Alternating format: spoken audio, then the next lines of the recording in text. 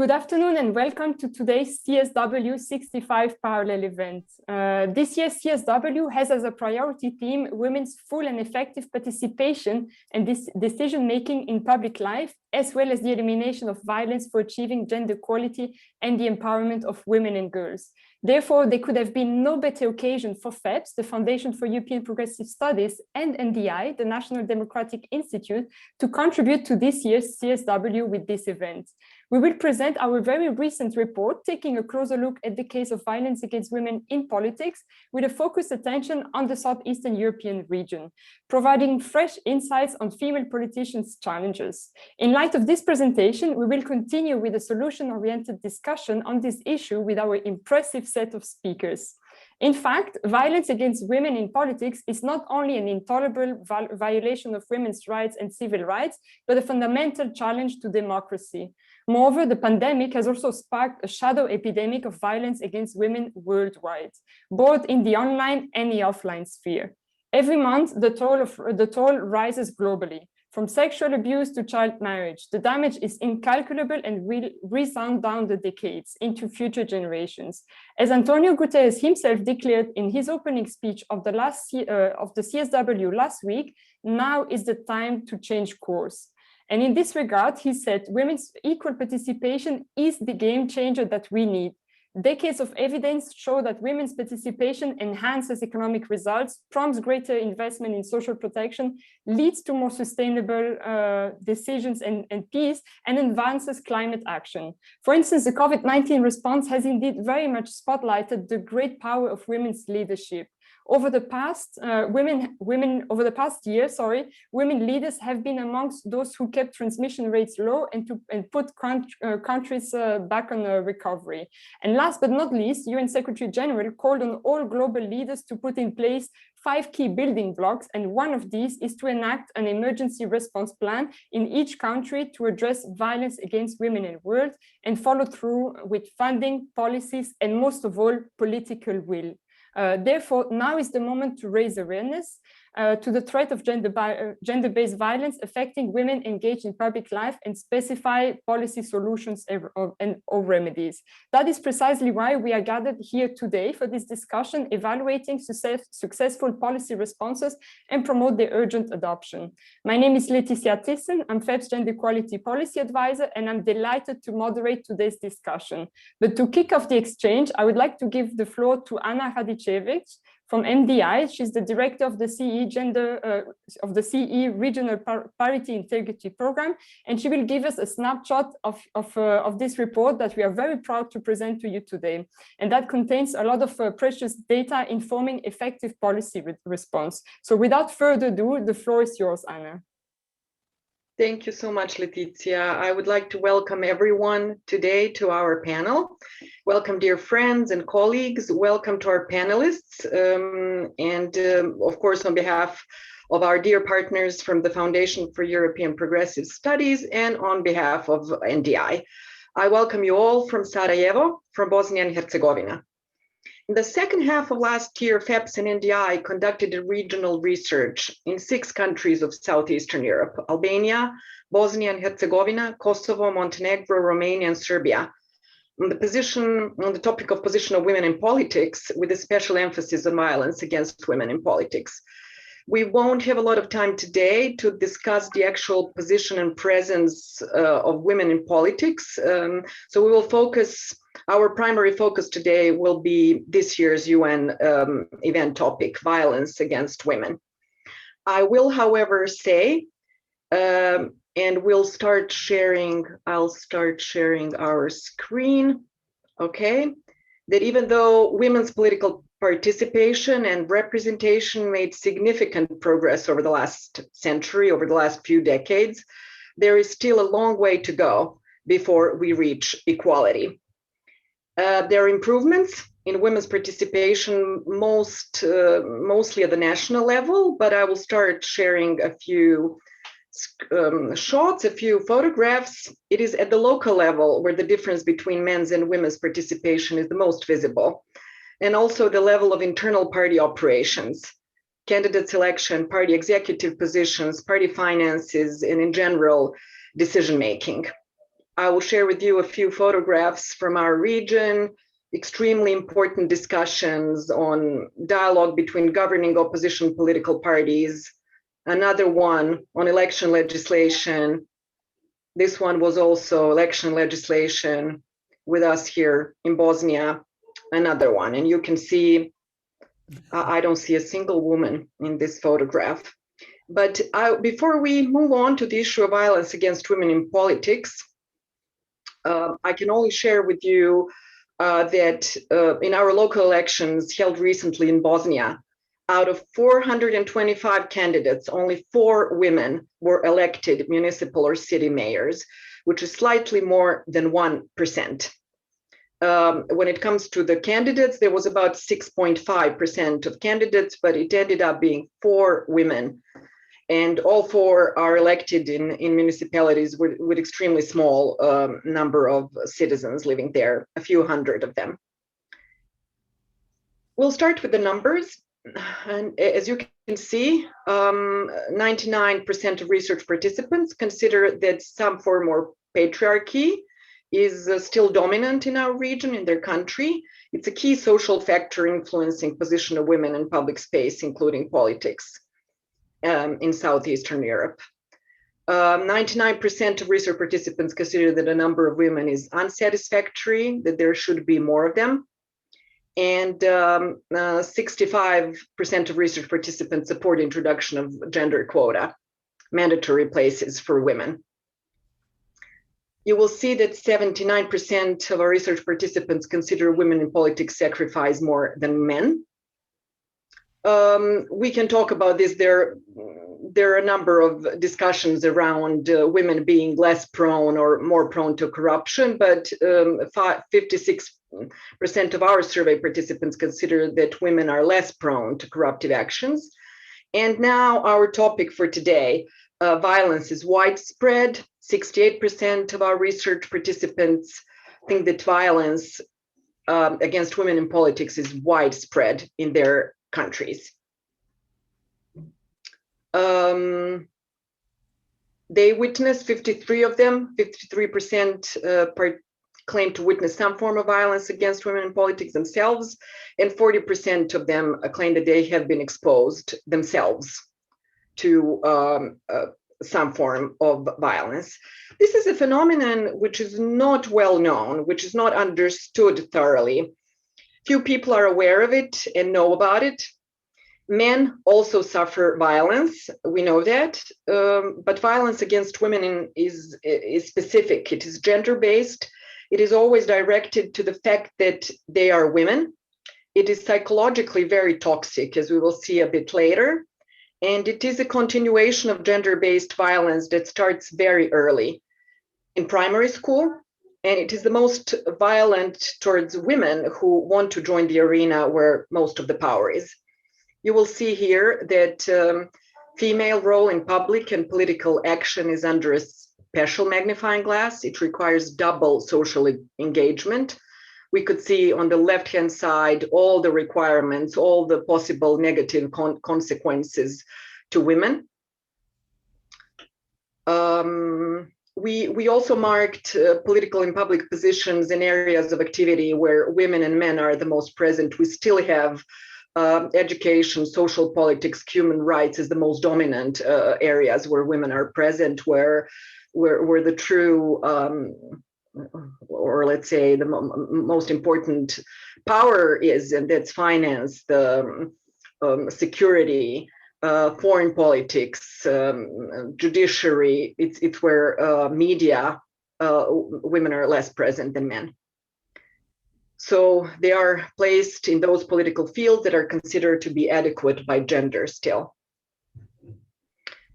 Psychological violence is the most dominant and widespread form of violence in our region. It is often the case that women or men are not aware of it. We must say that that is the case. A special form of violence that is highly present is something that we named hidden abuse. And on the right-hand side, you can see high levels, very high levels. Serbia, 9.0, very high level of exposure.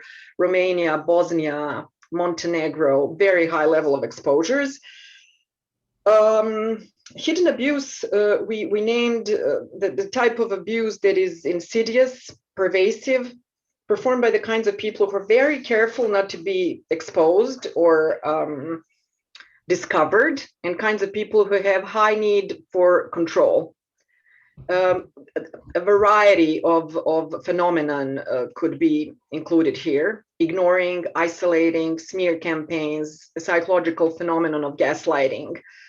Young women are especially at risk, but also mature women, those of high integrity, of high credibility, who are perceived as a threat to the position of a man who is formally above her.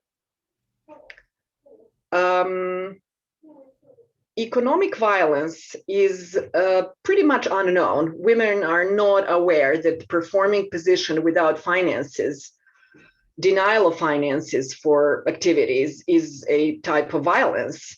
No financing of their political campaigns. They're not recognizing that. It's a common phenomenon. It's very common to women around here that men have the money. It's normal for men to have the money. Sexual violence, we can see that sexual violence is equalized with extreme acts of violence. They certainly have an epilogue, but what happens to all the nuances of violence that precede it? Women are not recognizing it as violence at all. Physical violence, different acts and forms of violence it is present, but it is recognized as a type of violence that happens more to men. When it comes to internet, cyberbullying, and different acts and forms of violence, it is very present. You can see on the right-hand side, very high levels of exposure. The toxic messages when it comes to women are definitely showing to a serious social problems related to misogyny, and this area needs to be researched further. Consequences of violence against women in politics are widespread and overwhelming. This is a social phenomenon with serious consequences. It affects all pores of society. It affects those women who go through this experience, but it affects their families. These women all very often have health problems, psychological problems such as insomnia, headaches. They get sick more often.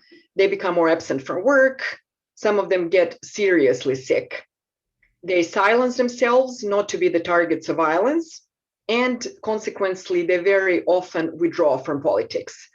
We saw colleagues from Montenegro recently replicated our research, and they came up with very similar conclusions. They say that even if they enter politics, they don't stay long. They tend to be there for a while and say, you know what, I just give up. I cannot go through this anymore. Recommendations. We will talk more during our discussion today, but a few things came up during our research that our participants find to be very important. And many of them revolve around education of the informed public. Those would be people like ourselves, political parties, different types of institutions, identification of positive models, education of the general public, so raising awareness and different types of campaigns that we plan to go through and design our program so that we can cover some of these activities. Strengthening the applications of existing mechanisms for sanctioning violence against women. Media sensitization. Media was recognized as an area that needs significant work. Journalists, editors are people, individuals who really have to go through serious education, and they are identified as perpetuating the stereotypes and actually conducting and being a part of abuse. Establishment of networks and strengthening of various types of groups and networks dealing with gender equality issues in general, and then also tackling violence is, of course, identified as extremely important. establishment of complaint mechanisms to address violence against women in politics. Our program mostly works with political parties, and this is our plan. This is what we will be doing as we go forward. And of course, there is data collection on violence against women in politics. All of us know that statistics is an extremely important ally in argumentation and advocacy for any given topic, and that's why relevant data on this should be gathered and collected. And services for assisting women who are victims of violence, psychological, legal, self-awareness trainings. Reinforcing solidarity is something that's also came out as important. We would like to see more solidarity than we see it right now. There are a number of reasons why the situation is not ideal in this arena, but we can work on this. And for the beginning and for the few moments that we have at the very beginning, this is how I will round up my 15 minutes. Thank you very much for your patience. We will open up for discussion, and we will discuss the findings and any other interesting moments. There are quite a few of them during the discussion. Letizia.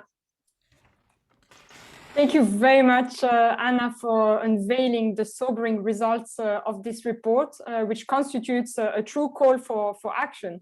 And having heard this presentation, I have no doubt that our speakers now all have the urge to react and comment on it. So with this, I would like to officially start the roundtable discussion and asking each of our speakers for first-hand and short reaction. But before that, let me introduce our honorable speakers to our audience and participants, who we may not see directly, but are very much present, and I thank them for being there in this CSW Parallel Events Marathon. So of course, Anna is going to stay with us to contribute to the debate, but I would like to first of all welcome Professor Vesna Pucic, who made us the honor of being with us today. She's a Croatian sociologist and politician. She served as the first Deputy Prime Minister and Minister of Foreign Affairs and European Affairs in the center-left cabinet of Zoran Milanovic. She's described as an outspoken advocate of European integration, anti-fascism, gender equality, and LGBTI rights. After becoming involved in politics in the early 90s, she served 5 consecutive terms as member of the parliament, and she also ran for presidential elections, coming 5th out of 12 candidates. During her 2008 parliamentary term, she also chaired the committee for tracking the progress of Croatia's accession to the European Union. So very warm welcome to you. This brings me to the second speaker, also coming from Croatia, and let me welcome you as well, Matiš Pedrafred. You are a Croatian center-left politician who is a member of the European Parliament for Croatia since 2019. You previously served as a Minister of Veterans Affairs from 2011 to 2016 in the cabinet of Zoran Milanovic as well. During the summer of '91, you served as in the Croatian Armed Force as one of the defenders of the Trpinjinska street in Vukovar during the Vukovar massacre. You've been arrested in '91 throughout 9 months and exposed to almost daily torture in Serbian concentration camps. And in '92, you were released, being awarded numerous medals and military decorations for your bravery and heroism. From 2008 to 2009, you also served as a member of the Croatian Parliament, and you've also served as a member of Defense Committee, Gender Equality Committee, and the National Security Council. A very warm welcome to you as well, Fred.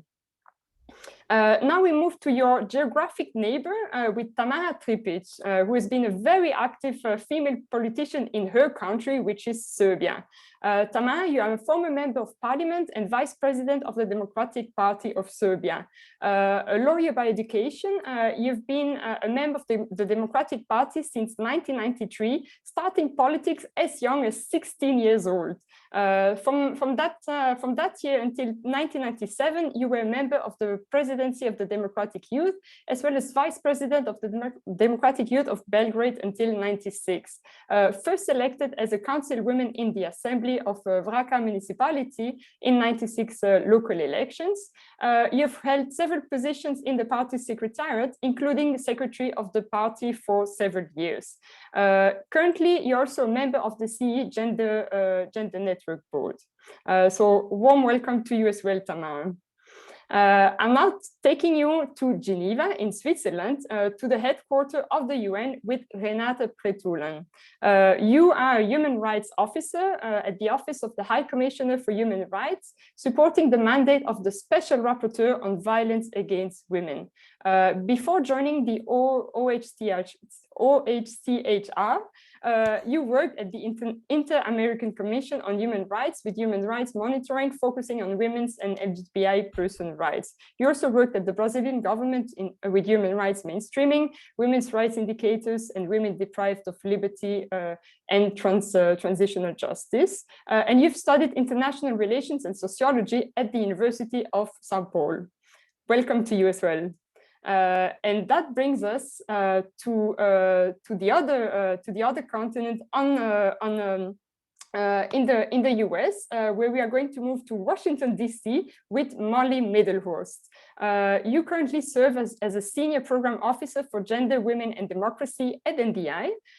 You work both domestically and internationally to build evidence-based programming, combating gender norms and stereotypes, and empowering women and other marginalized communities. You've conducted research and worked on programming with Oxfam in Ireland and Tanzania to build responsive monitoring, evaluation, and learning frameworks, not only in evaluating program progress and results, but strengthening impacts and accountability towards beneficiaries. During your master's, you conducted quantitative and qualitative research in Tanzania on gender norms and stereotypes affecting men and women's educational opportunities and outcomes in higher education.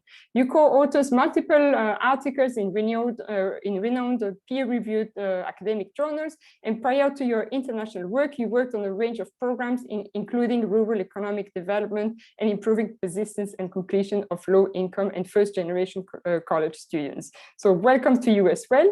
And last but not least, we have Pia Locatelli, who will actively follow the debate and deliver her concluding remarks at the very end. Pia comes from Italy. For several years, she worked as a teacher, later as an entrepreneur in textiles until the 2000s. But very early on, she decided to break the glass ceiling, starting in the 90s as a local councillor for 15 years, as the leader of the socialist group in the city of Bergamo, as member of the boards of directors in the University of Bergamo. She's been part of the National Committee for Equal Opportunities from 2004 to 2009, a member of the European Parliament, later on a member of the Italian Parliament, president of Socialist International Women. The list goes on, but you are also member of FEP's Scientific Council and a board member of the CE Gender Network. So welcome to you as well. And I feel we could not be in a better company today to be discussing this very important topic. And that is why, without further ado, I would like to give our speakers the floor for their first reaction to Anna's presentation. Perhaps starting with Vesna, because you have already been present in the last event that we organized in December, where you already provided some initial inputs. So, what is your impression when you heard Anna's presentation, and what do you feel like reacting? Thank you. Hi, everybody. It's a mixed bag of reactions. On one level we know it. I mean, we've been there, done that. It has been done to us in many different circumstances and situations. On another level, it shows how important and how necessary it is to structure this type of experience and address it directly, because it has to do with almost all the problems that modern democracies are facing. I will comment on specific issues later, but it really shows that women are the canary in the mine. You can look at the treatment of women in different countries and also of their self-awareness of what should be acceptable to them, what should they be prepared to take. And you can tell of the quality of polity in general. You can tell the quality of democracy. You can tell the aggressiveness of the pushback on women's rights, ethnic rights, racial rights, LGBT rights, all different aspects of, let's say, improving the quality of a society that has experienced a serious pushback in the last maybe 10 years, but more effectively in the last 5 years or so. And this is clearly shown in this research. So I'm really happy and honored that I've been invited to comment on it and to sort of think along, so to speak, with the findings of this research. And I'm really glad it's coming to Croatia, by the way. Thank you very much, Vesna, for this first input. And that would lead me to give the floor to Fred for his insights.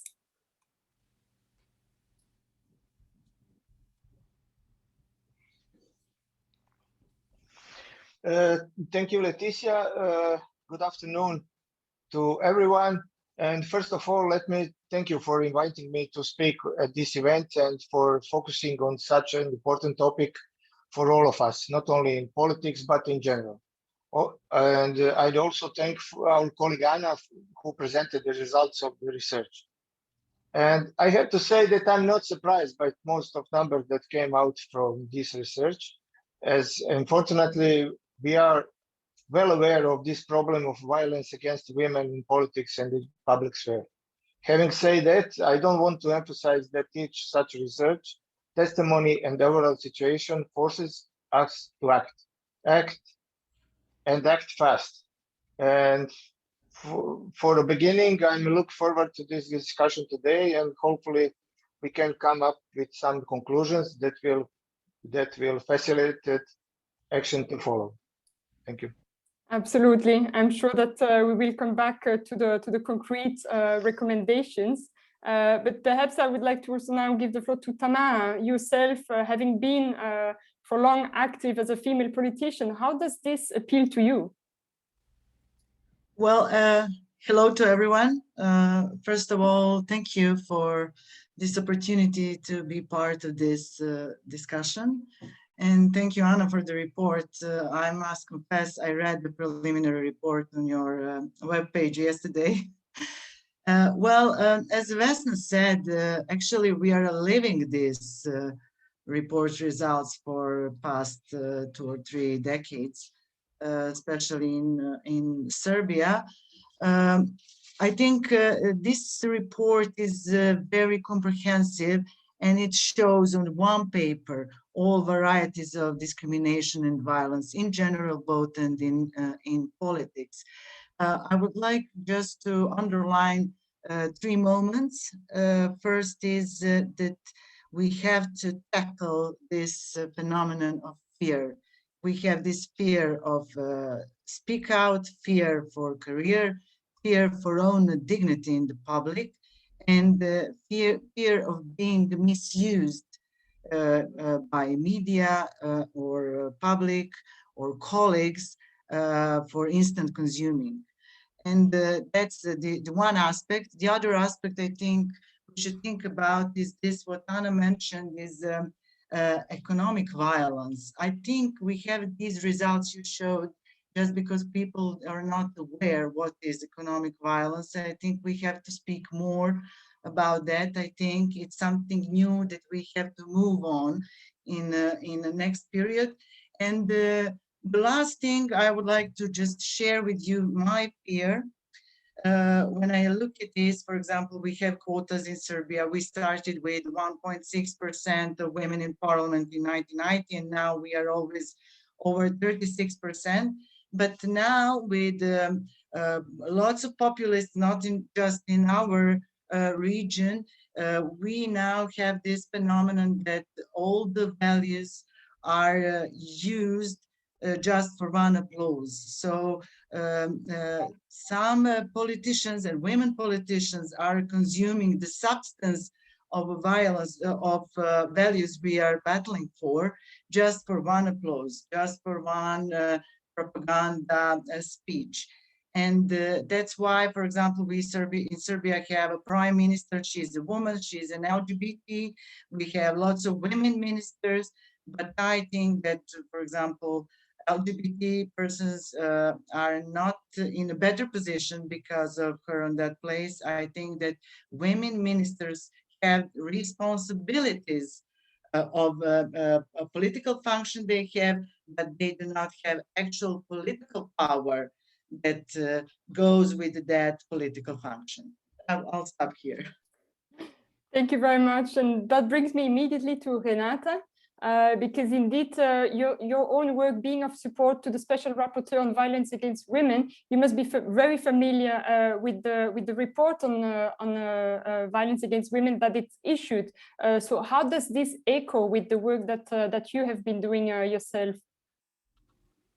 Yes, Leticia, thank you so much for the invitation. It's my pleasure to be here on behalf of the Special Rapporteur. And as I was listening to the presentation, it struck me how similar the patterns that are described and the conclusions, how similar they are to the report that the Special Rapporteur made on this topic on violence against women in politics. And for all of those who would like to review this report, it was published in 2018 and it was presented to the General Assembly.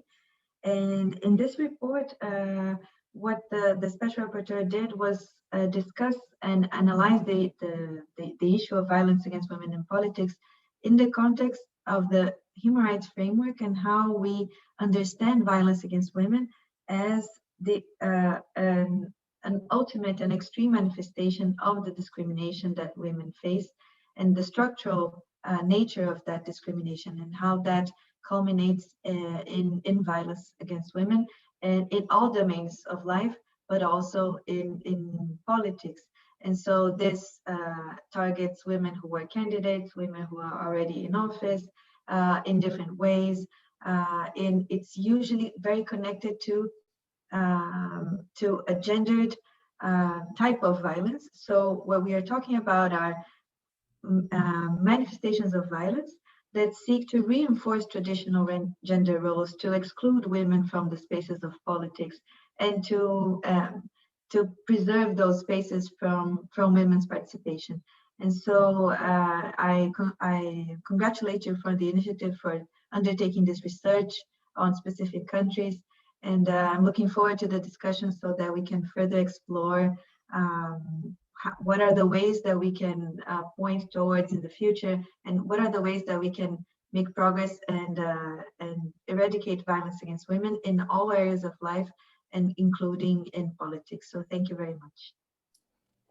Thank you very much for this, Renata. And now I would like to turn back to Fred, actually, because as we are speaking now, over the weekend, we have seen that Turkey has just retrieved from the Istanbul Convention, which is the world's first joint binding effort to fight and prevent violence against women. Unfortunately, its ratification process has been a bit of a bumpy road. And just a few months ago, yourself co-initiated a letter addressed to the President and to presidents of the European Commission and the European Council. What was the main purpose of that call, and how will the EU actually react to the recent developments following Turkey's decision?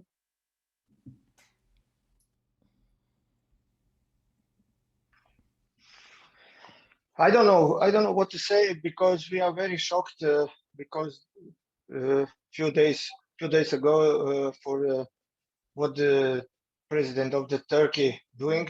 So our colleagues, for these reasons, they decide from tomorrow to organize a protest in front of the Turkish embassy.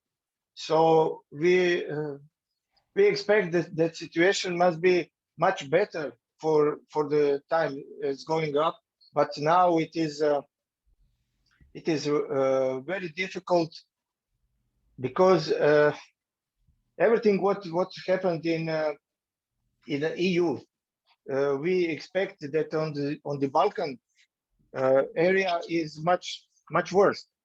So in the International Day of Elimination of the Violence Against Women last year, we sent a letter in which we recommended to Mrs. Ursula von der Leyen of her commitment to the ratification of convention and of a promise she made when she was a candidate for the Commission President. She promised to add violence against women on the list of EU crimes defined in the treaty. A year after this speech, the situation in Europe has worsened. Not only has the EU not yet acceded to the Istanbul Convention, but some member states are even openly inviting others to withdraw from it. Now we also see the shocking withdrawal from the Istanbul Convention from Turkey. And I have to emphasize that this backlash against women's rights is a threat for every democracy. We will not accept this, and we will stand with every woman in Turkey. As I said, tomorrow will be organized a protest in front of the Turkish embassy. Here you can see the very clear difference between the Parliament and the Commission, which I believe many of you have witnessed over these years. In the European Parliament, we have a clear position on this and a firm majority. There is a number of resolutions that went out of this topic asking the Commission to act, but still nothing concrete has come out. But we will keep pushing. Thank you very much for that effort. And indeed, this brings us back to Vesna, because she herself mentioned in her first intervention the reality of multiple backlashes that we see, and the backlash around the Istanbul Convention is one of them. So despite being the most comprehensive international framework to combat effectively gender-based violence, the convention, the Istanbul Convention, has been caught up in a lot of controversy in the past years. So to what extent do you think that this to what extent do you think that the current blockage around the convention confirms a sort of reactionary syndrome and the rise of anti-gender movements? Thank you for that. I think that the Istanbul Convention is an excellent test or indicator, if you want, of how things have changed. First of all, the Istanbul Convention, as the name says, was signed in Istanbul.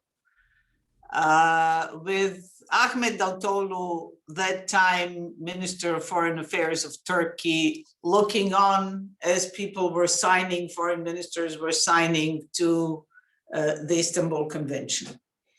Both Fred and I are members of a government that should have actually ratified the Istanbul Convention, and it was completely non-controversial.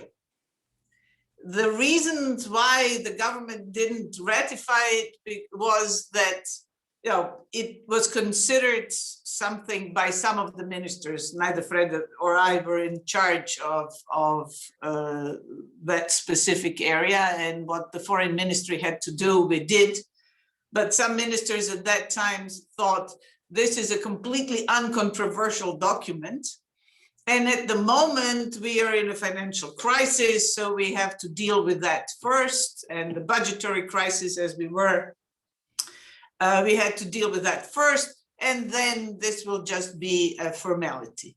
And at that time, there was absolutely, you couldn't hear a word against, not only a word against the Istanbul Convention, you couldn't even, it was even considered like, you know, too mild, like something that was too general and too sort of obvious, the things stated there. There was nothing really very new or revolutionary or anything in that.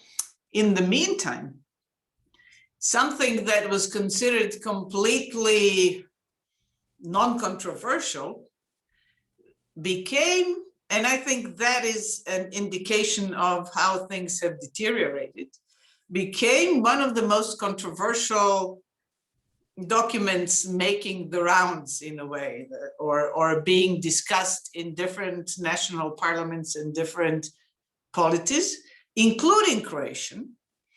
In Croatia, it took an alliance really between the government and the opposition to get the sufficient number of votes to ratify it in parliament, which was unthinkable only a few years ago, that anybody would vote against something like that. At this instance, when we were ratifying it, it took really an unusual effort by everybody in favor. And it somehow followed something that I call reactionary syndrome, but maybe the better word or a better term for that is a supremacy syndrome. Supremacy syndrome has been developing in the meantime, so to speak, in the last, let's say, 6, 7, 5, 10 years. But it became very obvious in the last 4 or 5 years.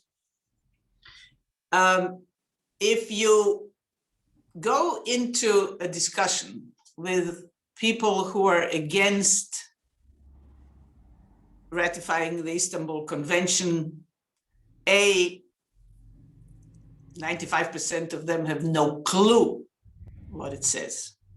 But that's not important. What is important is that very soon you will find that they're also racist, chauvinist, anti-gay, prone to conspiracy theories, anti the autonomy of reproductive rights, anti-vaxxers,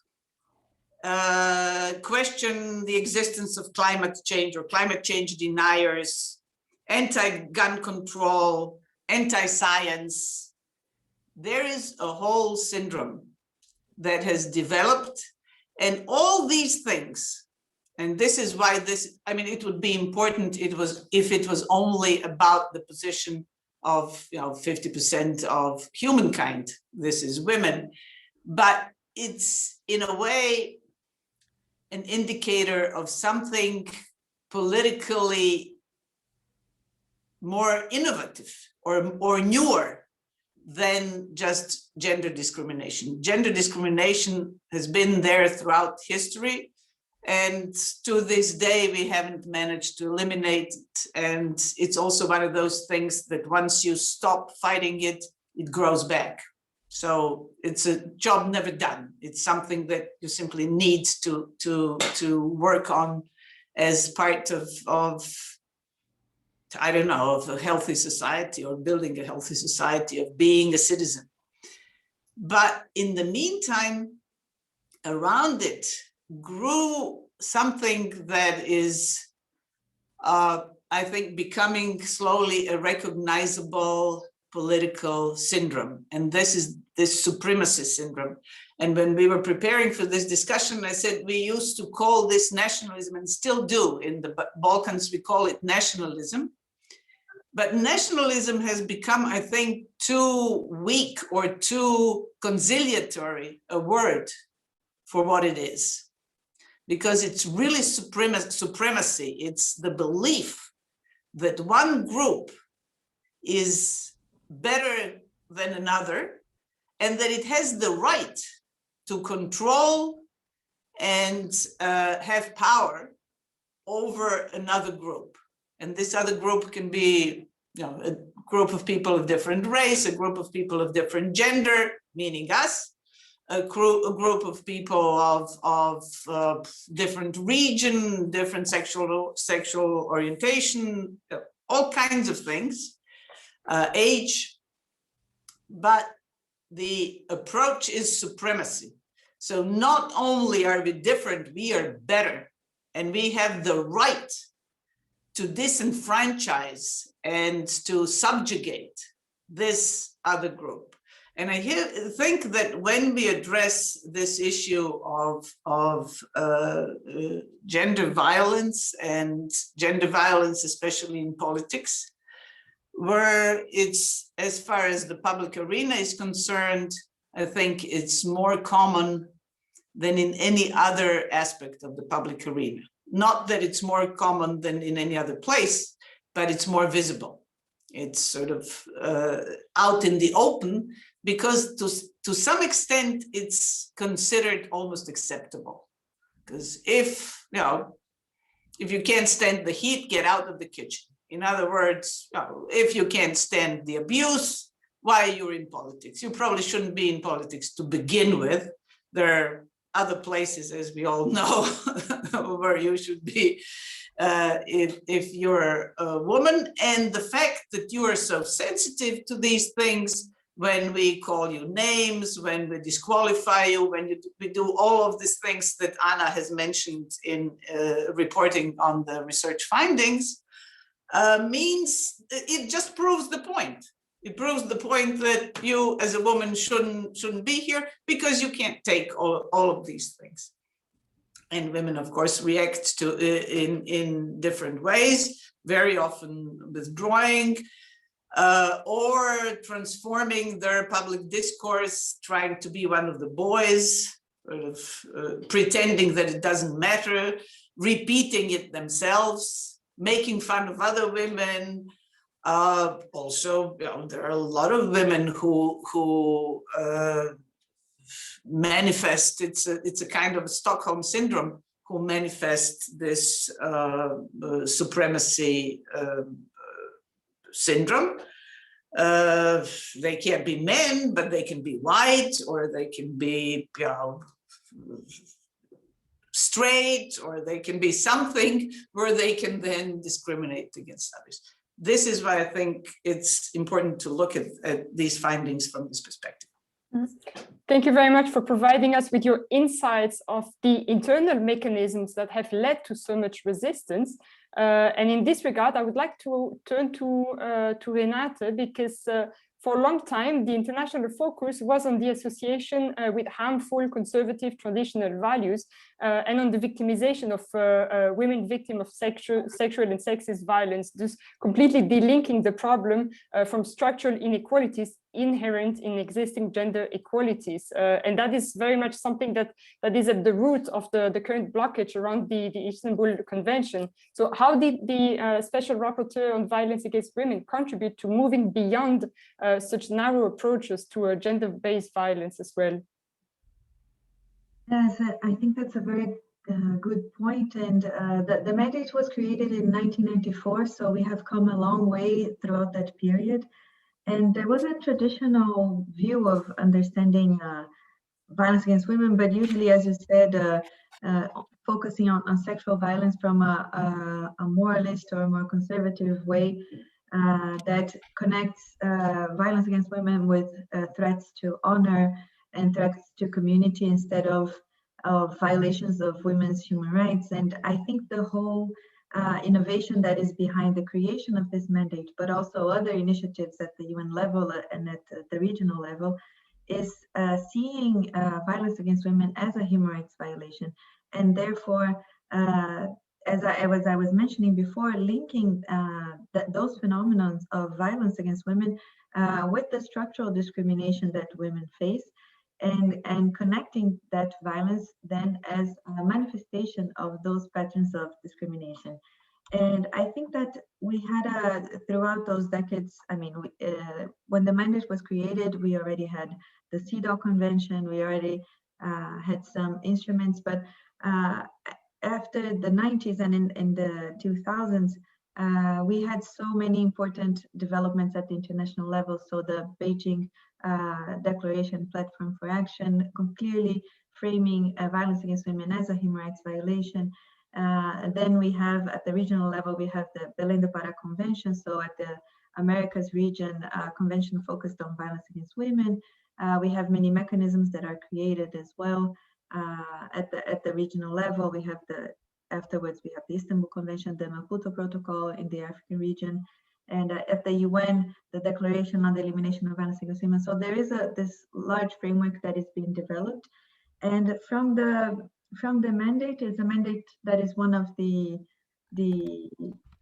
oldest of the special procedures at the UN, and I believe that the mandate was first in the first years it had a very interesting contribution in terms of developing the concept of due diligence.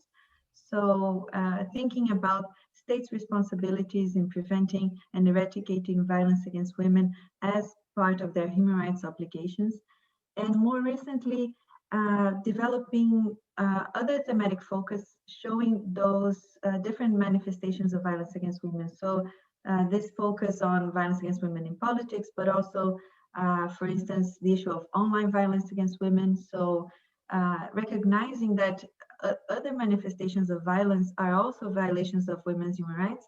And that means that states also have responsibilities to legislate and to enforce that legislation to prevent that type of violence when it occurs online as well. The Special Rapporteur has also worked on obstetric violence, for instance. So that has also been a contribution to think of violence in the context of those multifaceted and multi-layered manifestations of discrimination.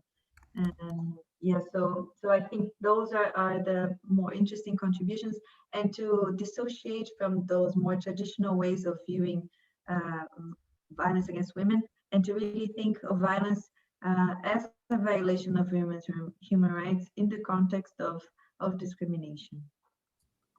Thank you very much for this, Renata. And as we speak about violence against women, I would like to ask Tamara now, since you yourself joined the Democratic Party at a very young age in the 90s, and with Serbia having a woman as prime ministers, how would you assess the current situation, and how has women participation in public life changed since you entered into politics?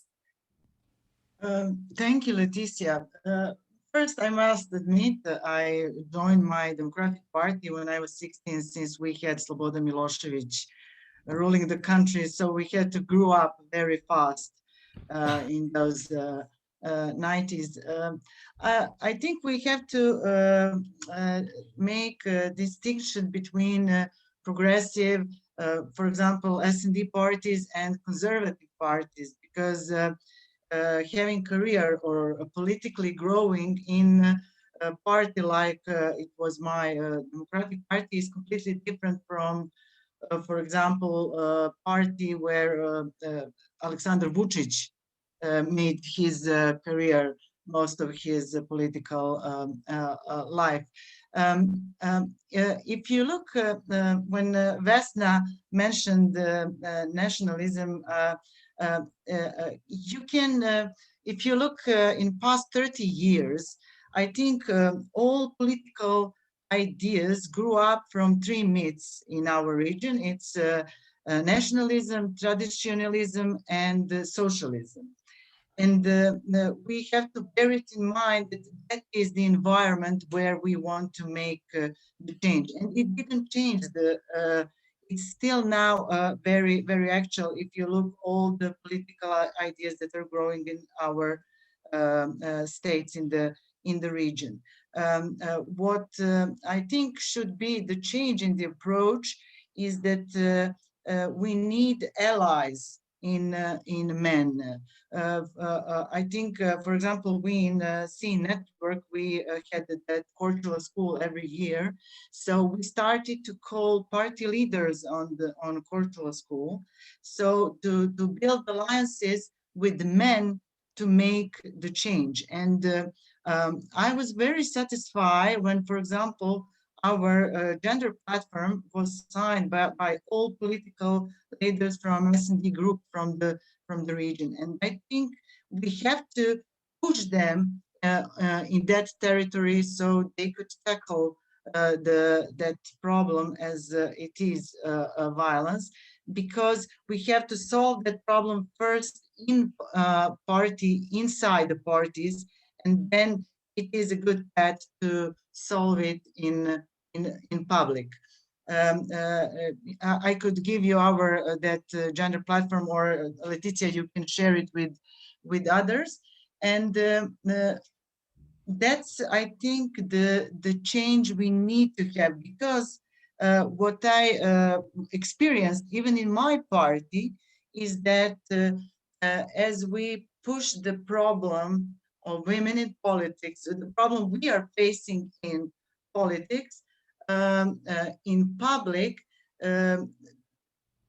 politicians organized us in some ghettoized forums, and sometimes we had like separate room for issues like this, and so it was like moved from the main table. And I think in this period in advance, we have to do it together with men. And that's why I'm very happy that, for example, Brad Matic is one of the speakers, because we have to do it together. Absolutely. And I think there could be no better transition for me to give the floor immediately to Molly, because indeed, as you raise it, it is still the case that power, especially political power, is associated with men and masculinity. And I'm sure that Molly will have now a contribution to actually present us their work and also tell us a bit more about the Men Must Do More campaign that is led by NDI. So Molly, I will share the screen, and you just tell me when I have to move to the next slides. Thank you so much, and thank you all for having me. It's really an honor to be on this panel with these many distinguished guests. So yes, thank you, Tamara, because you have really lined up what I'm going to talk about very well.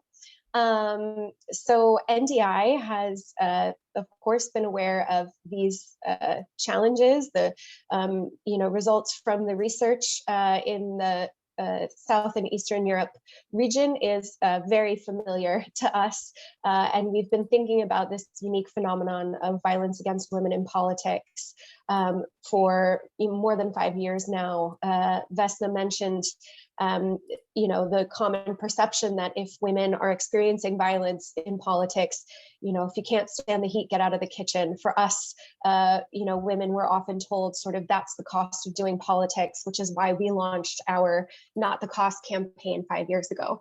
So in response to sort of knowing that these problems persist, NDI has recently developed research and programmatic approaches to doing exactly that, working with men to actually address and transform gender norms in politics to better improve women's economic and political empowerment, and to help end violence against women and violence against women in politics. Thanks, Letizia. We can go to the next slide. So we've talked a lot about sort of where some of the gaps are, knowing that it will take about 95 years to close the gender gap in politics, despite the adoption of gender quotas in more than 80 countries that have made some of the changes that we've been talking about in terms of women's representation and participation in politics.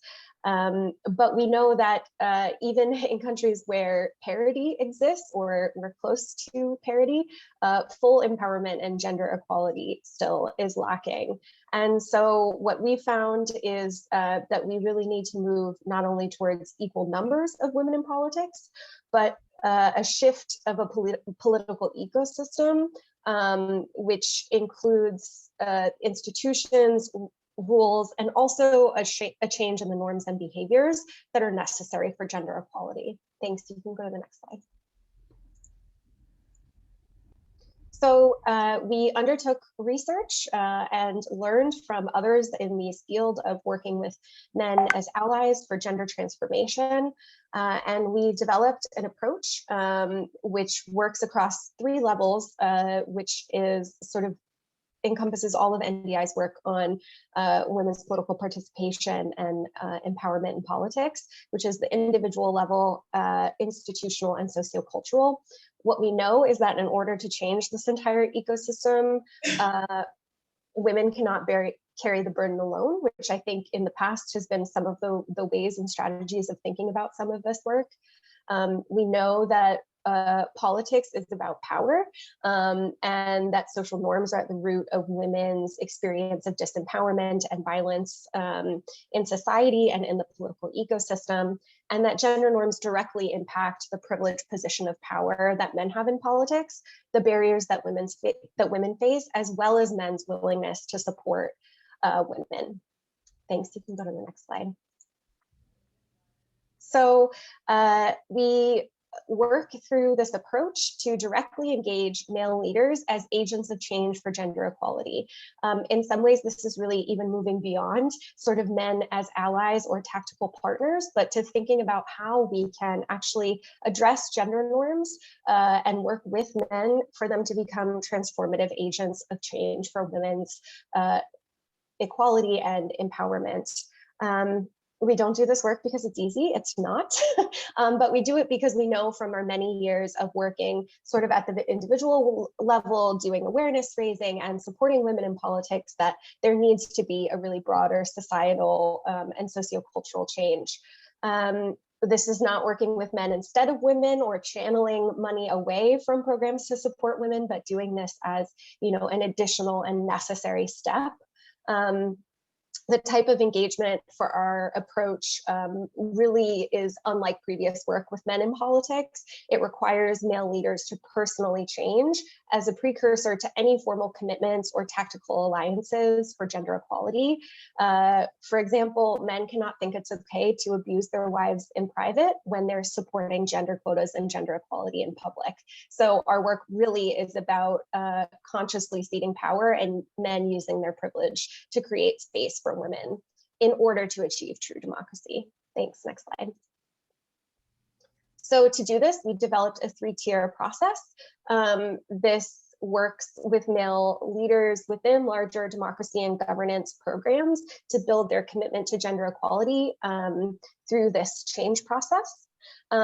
First, male political leaders in the sort of personal lives are given the opportunity to talk about issues of gender that have affected them, to recognize that gender and gender norms don't only affect women, that men have a gender too, and that this is something that impacts them and often can disadvantage them as well. To understand their own disproportionate power and privilege and the impact that this has on their lives, their families' lives, and their communities. Second, we work on with the participating political leaders, often men in political parties, but it could also be men in civil society or other constituencies, to professionalize this new understanding by applying it to how gender norms impact broader political contexts, political organizations, and institutions like political parties. And third, the approach supports men to leverage this increased understanding of gender norms to strategize how to achieve organizational change and broader gender equality efforts in ways that are accountable to women. Thanks. You can go to the next slide. For us, this is not a standalone program. This is something that gets embedded into the work that NDI does around the world. And this series of workshops to go through the 3-tiered process is only one part of working with men as agents of transformational change for gender equality. Really, it's about understanding for participants that they can translate what they're beginning to understand and learn into politics and political change. And some of the tactics and skills that men learn through these politics include active bystander and active listening training. We also incorporate women within political parties, both together with the men in leadership that we've been working with and separately, as a sort of gauge to understand perhaps men participants after they've been going through some of these workshops and learning more are repeating, now I'm a truly transformed man and everything is gender equitable with me and with my party. And sometimes we bring the women in to be able to tell us what they're seeing behind closed doors and how that matches up with what we're hearing from male participants. So it's nice for us to have that check with women in the parties as well to better understand. Next slide, please. So we piloted this approach in the Democratic Republic of Congo in 2019 with male leaders from 5 political parties. We always do this work in partnership with local facilitators, local experts in masculinities who are able to have these conversations and dialogues appropriately within the local context. And we also find it crucial to partner with women's rights organizations and female party members, as I mentioned. So again, this is not work with men in replacement for work or support with women, but really alongside. And we did that targeted work with men to prepare them to listen to women. So when we brought women in to share their experiences of violence and discrimination in politics and in the parties, men had already received active listening training so that they would be more receptive to what they were hearing from party members, more likely to believe them, to be affected by their stories, and to want to create change within their institutions in order to make sure that this was not happening in the future. And these discussions between men and women were facilitated with a really clear, adhering to do no harm principles. And we modeled this approach in implementation of other research and pilots in other countries.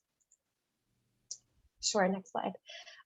So again, we know that the majority of work up until this point to increase women's political participation has been done by women themselves.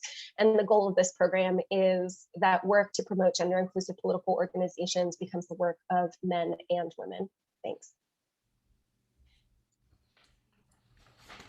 Thank you very much, Molly, for giving us some insights into your work on how we can not only involve women, but also men in becoming actors for social change.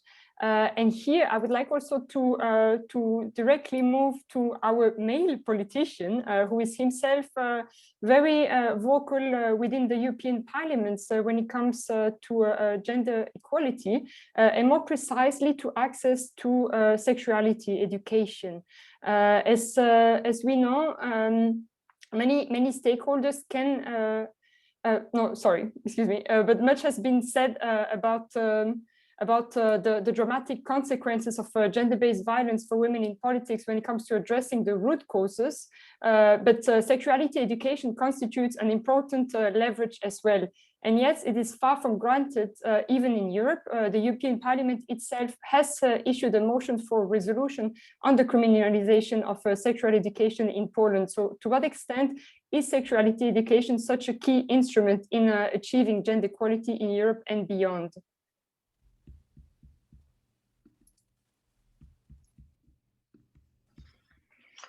According to the UN Population Fund, comprehensive sexuality education is a right-based and gender-focused approach to sexuality education. It includes scientifically accurate information about human development, anatomy, and reproductive health, as well as information about contraception, childbirth, and sexually transmitted infections, including HIV. And you're right, in the European Parliament resolution on the criminalization of sexual education in Poland, well aware of the importance of sexuality education, we encourage member states to introduce comprehensive age-appropriate sexuality and relationship education for young people in schools. This is essential for the fulfillment on sexual reproductive health and rights, and for the tackling gender-based violence, sexual exploitation, abuse, and unhealthy patterns of behavior in relationships. This is also broader than only sexuality education. There is a relevance in citizenship education as well as horizontal gender mainstreaming through all school programs. Without education, our youth, we can't expect to have a decline in bad behavior, harassment, and violence. Our primary goal has to be teach the children at an early age about the harmfulness and negative consequences of gender-based violence and all connected behavior. This is also what I'm advocating for through my report in sexual reproductive health and rights, which is now in the final stage. I truly believe that the key to the better, progressive, equal, peaceful European society lays in education of these issues, and I mean educating from the earliest age. There is an interesting saying I saw somewhere online in relation to violence against women and girls, where it says that instead of advocating protect your daughters sentence, we should be advocating for educate your son sentence. I can broaden it and say educate everybody. This is the only way forward. Thank you. Thank you very much for this. And perhaps also something that should be added in the discussion, because of course education is crucial, but also journalists have an important role to play here. And that has been already highlighted by Anna in her presentation. So I would like to ask you, Tamara, as well, because I know that you have yourself organized several town hall meetings in Serbia for multiple years. And one of the latest in January was about sexual harassment. And one of your guests was a journalist, a member of an organization, Women Journalists Against Violence Against Women. And they promoted instructions for journalists themselves to report about violence. So what is the substance and an outreach of that type of instruction? And do you see any changes happening as a follow-up?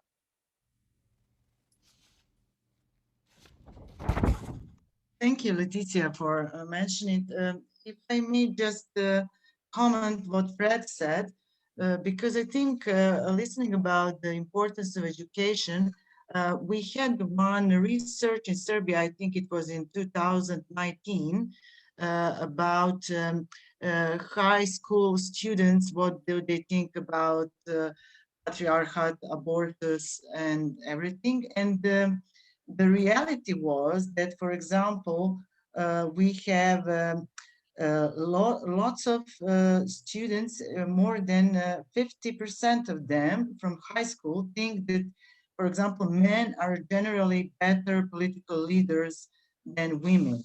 Then the other surprising percentage was that, for example, 8% of high school students think that it is okay occasionally beat your partner. Maybe you think 8% is a small number, but it is a so serious sentence, and I think it's a very big number regarding to think what is the substance of that sentence. And if I move on this, we have here journalists against violence. It's I think around 30 women journalists, very famous journalists from Serbia. They organize themselves in fighting against that re-victimization of women in the newspapers. We had that like Me Too, regional Me Too in January, when one famous Serbian actor accused very famous professor of acting in Belgrade for raping her when she was 17, several times. And then we have lots of women open themselves about that. And the one good thing is that in that first time, they were actually not alone. So all the journalists, and it is a good change, tried to report on that, saving the victims as much as they can. Of course, there were some tabloids that pushed too far just to have more readers, but it's less than it was before. And I think it's very good because those women journalists had those instructions, so they promote those instructions for journalists how to report on violence against women. And because one of the reasons we have to battle with is because women usually wait for a long time to talk about the violence they experienced. And one of the reasons is, of course, the reports they are facing with in medias and in public when they approach out of the closet. Thank you very much for this contribution, Tamar. And this would also bring me to ask the next question to Vesna, because the way violence against women is conveyed in the media very much feeds into people's culture. And that's why I would like to ask you, how do you think that violence against women is related to cultural bias as well? Well, I would say that the level of acceptance of violence against women varies across cultures. And when we were discussing this, I mentioned this survey that looked into the number or percentage of women that said they were sexually harassed at work or in the street. And in, I think, Sweden, it was 40%. 40% of women said they experienced sexual harassment. And in Romania, it was 8%. 8% of women said they experienced sexual harassment. Now, we all know that that has nothing to do with anything. That has nothing to do with reality. It has something to do with the perception in these different societies of what sexual harassment is. And in some societies, if you're not raped, you haven't been sexually harassed. In some other societies, the criteria are a little higher. And people accept those higher criteria. However, I think that our objective should be for the criteria to be universal, because sexual harassment is sexual harassment is sexual harassment, regardless of where you come from. And the fact that you have been trained by your own society and by your own environment that to accept certain levels of harassment can only be dealt with by actually this type and much broader discussion on what it is and what it means and why you shouldn't accept it, and also why it's not shameful for you. In other words, why it's shameful for the perpetrator rather than for the victim, because this is also part of this, let's say, patriarchy or this supremacist syndrome, that being a victim is shameful to you, and in general this victimhood is traditionally associated with women, so look at them, here they go again. I would also like to add another thing, because sometimes it is thought that people oppose something or that express certain opinions because they don't quite understand what they're talking about, and that's very often associated with the Istanbul Convention. I think we have to take into account another thing, and this is that there are actually not only people, but institutions and important social institutions with a lot of influence, like, for instance, churches, that think that violence against women should be and is and should be a private matter, that it should be kept within the family, that violence against women shouldn't be made public. And this is their main the source of their opposition to the Istanbul Convention, not because they think that, you know, there is some kind of gender ideology and all the nonsense that was talked about. It's because they genuinely believe that violence against women should be kept behind closed doors, should be kept in the family and shouldn't be made public. It's a form of social control. And there are movements or groups that in my youth we couldn't fathom, but today exist, that look like, behave like, organize like civil society. that advocate this, that violence against women is not a public issue and shouldn't be a public issue, that all these liberties that we are discussing here, which are basically a precondition for not only a free society, but for a democratic polity, that this is against their beliefs. And they spread in the form of NGOs and civil society, they spread this sort of totalitarianism from below, where they put a sort of peer pressure on other young women, on other people within the society. Supposedly, look at us, we are also civil society, we're NGOs. We are just fighting against your rights, not in order to expand rights, but to reduce rights and narrow it down. But this is actually also an equal and legitimate civil society activity or movement. So there are a lot of these layers. These guys have become much smarter in the meantime. And I think it's important to take all that into account.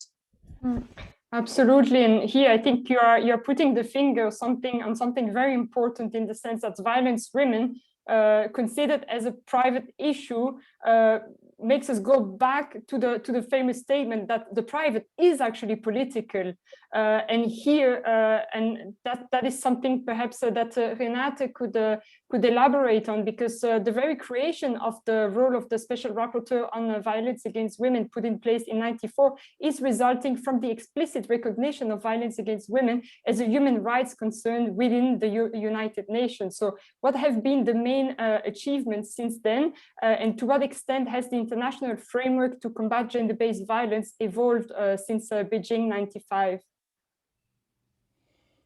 Yes, and that is indeed a key issue, because in order to recognize violence against women as a human rights violation, you can't consider it a private issue. So it must be a public issue, an issue that concerns the relationship between states and the people, and an issue that therefore must be regulated by states, that states have responsibilities and, as I mentioned before, due diligence obligations, not only to investigate and prosecute cases of violence, but also to prevent and act in a timely manner to prevent those cases. So I did mention previously some of the evolution of the framework. So we do have a quite extensive framework that was developed at the UN level, but also at the regional level. And also, I would say that one of the main instruments that we have in terms of guidance, in addition to, for instance, the Istanbul Convention that is just so detailed and so rich, is most recently the Cedaw General Recommendation number 35 from 2017. This was elaborated in partnership with the Special Rapporteur on Violence Against Women, and it provides very clear guidance overall about states' responsibilities regarding violence against women. And not only the international framework developed all of those standards and instruments, binding instruments and soft law, but also several mechanisms to provide those guidances. So in addition to the mandate of the Special Rapporteur, there is another special procedure, the Working Group on Discrimination Against Women and Girls, the Cedaw committee itself, and at the regional level, there is the GREVIO, the group of experts that monitors the implementation of the Istanbul Convention. There is the Special Rapporteur on the Rights of Women in Africa. In the Americas region, there is the MESECRI, the follow-up mechanism to the Belém do Pará Convention, and the Rapporteur on the Rights of Women. And so we do have a lot of mechanisms, and they are issuing recommendations, developing standards, monitoring, providing guidance in so many different reports and reviews, and they do a lot of monitoring of the human rights of women and girls. And we see that there is just so much extensive guidance in all of those thematic focuses like I was mentioning before. We have expanded and explored so many of the facets of discrimination against women and how they play out in each of the spheres of the social world. And I was, and when you look at the report that the Special Rapporteur made on violence against women in politics, and you review the recommendations, we at the end of the day, we are always talking about the same things, right? Like Fred was mentioning about education. We are talking about training the actors in the judiciary, how we do media campaigns, and also improving legislation, increasing access to justice for victims, collecting and monitoring data. So even though we do explore the singularities of those manifestations of violence, we are always talking about the same structural changes that need to take place and the obligations that states have. And those obligations do not change depending on the, if you're talking about violence against women journalists, as was mentioned before, or women in public life in general, but also in other areas of life, in health, in education, and in science, and women with intersecting vulnerabilities, so women with disabilities. We have so many different manifestations, but at the end of the day, we're talking about the same set of obligations by states, and what we need is more implementation. We do know what are the main obligations, and we have a lot of guidance, but we need more commitment. We need less pushback on women's rights and on those mechanisms. So I think that's the key message I would like to perhaps finish my participation with. Absolutely, and I would say that this is also a good note to round up the debate. So we know what is the problem, we know what are the tools, so it's about implementing them finally. And so before I give the floor to Pia for the remaining concluding remarks.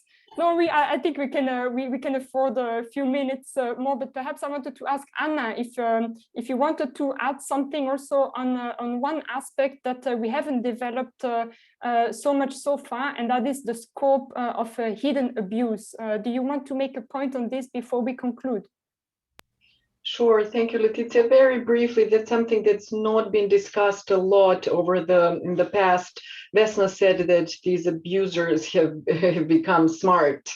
And this is something that we identify in the research. Whenever there is, many women have experienced this phenomenon, whenever they question position of power or standpoints, not from everyone, but some do this.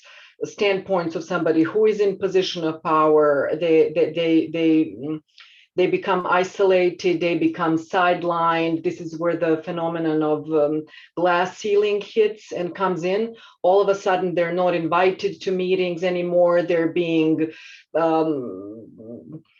isolated.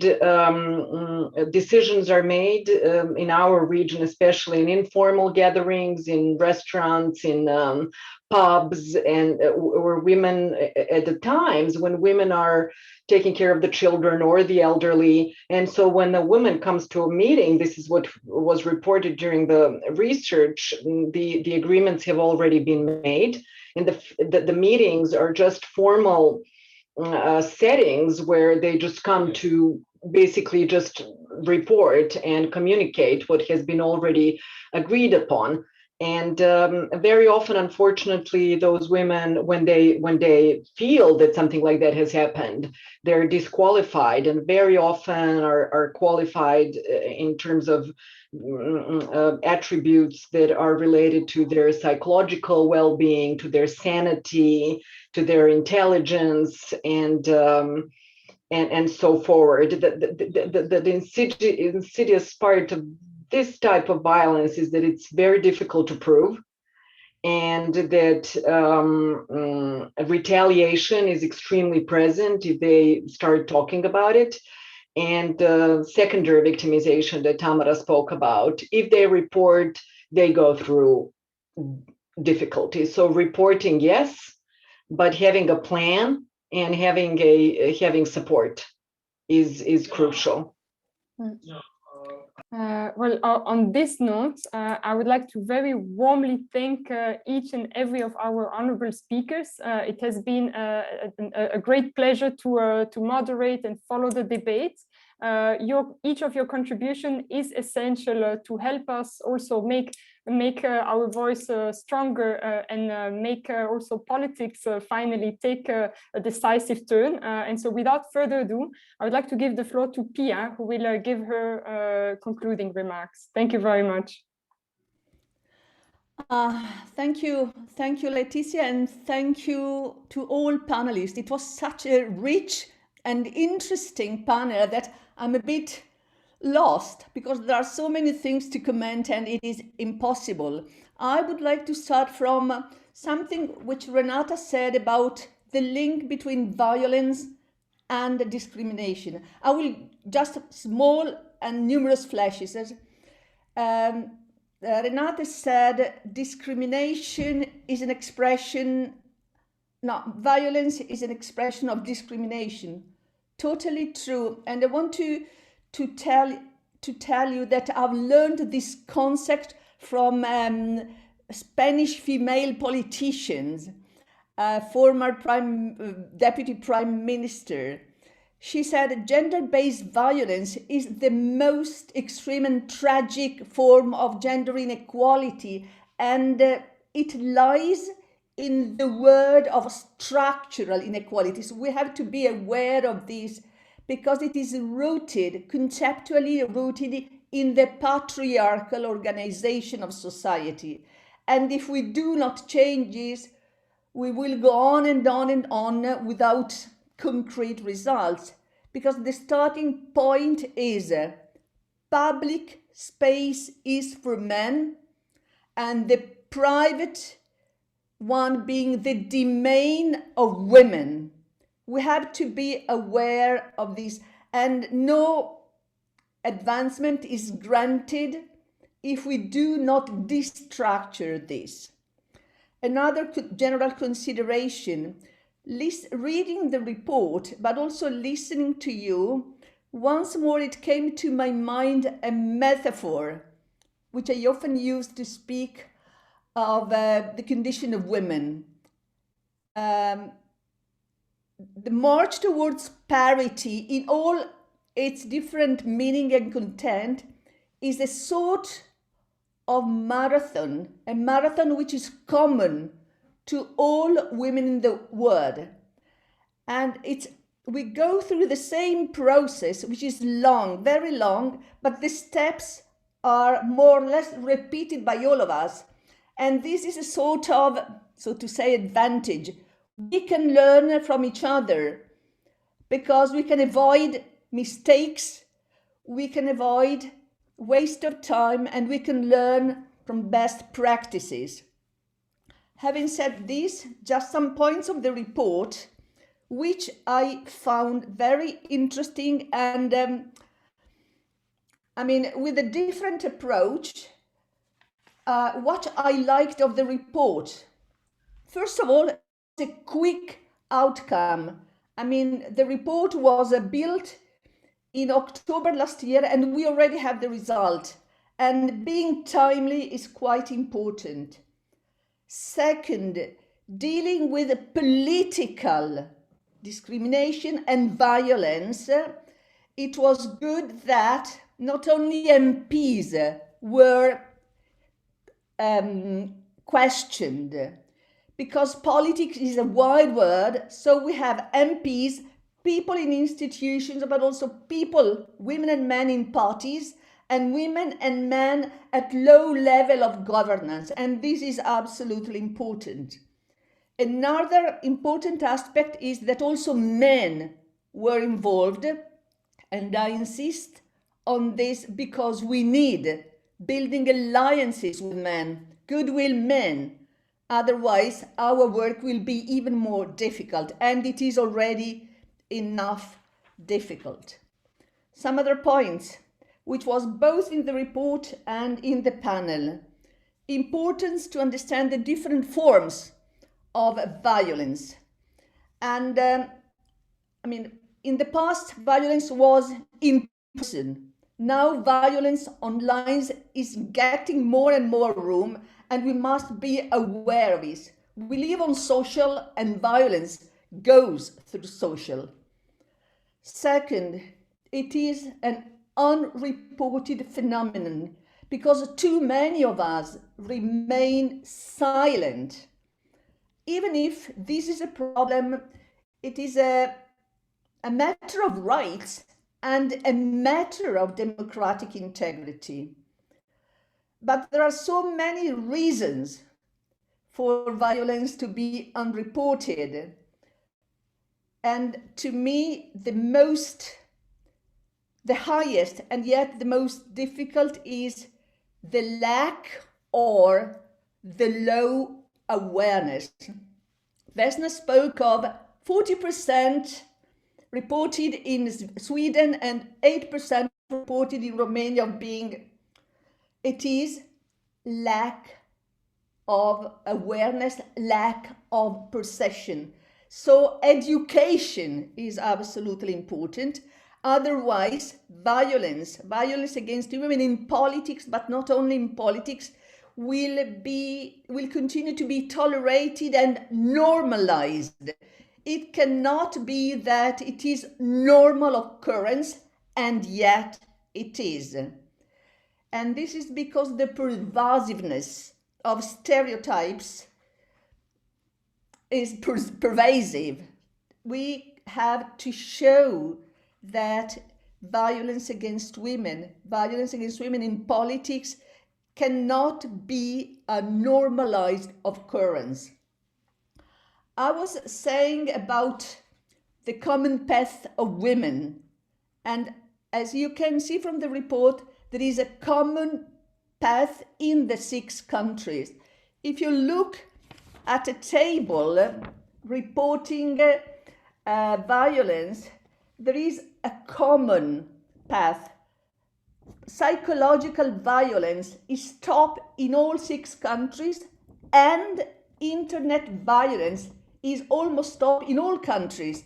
So you see that there is a sort of repetition because it's a matter of the marathon. But something more I want to say. Can I go on for 2 or 3 minutes more? Issue of intersectionality is not, we have not addressed this, but it is a problem.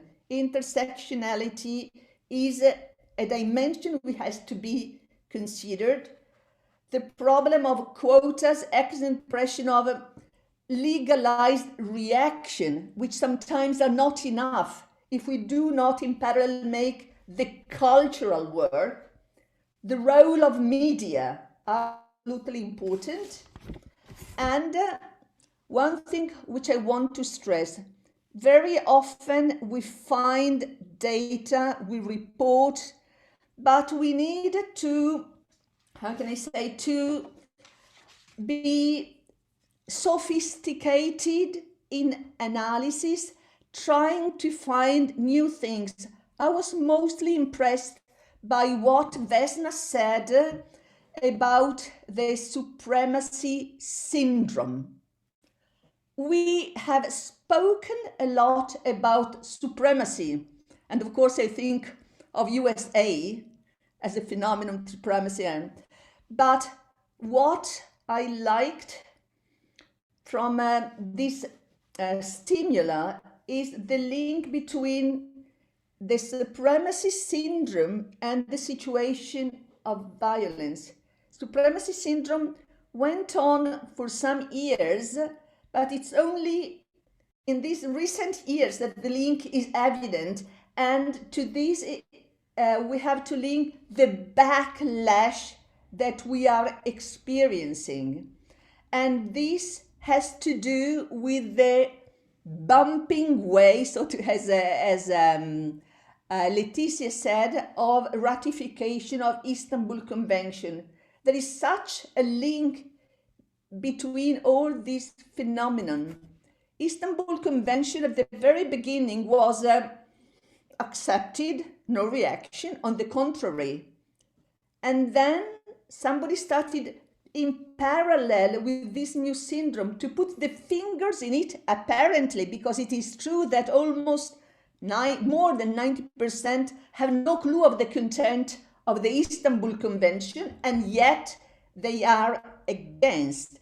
there is a sort of a instinctive reaction to something which cannot be controlled by the patriarchal organization of the society. So the reaction is like this to the withdrawing of the ratification, which took place 2 days ago in Istanbul.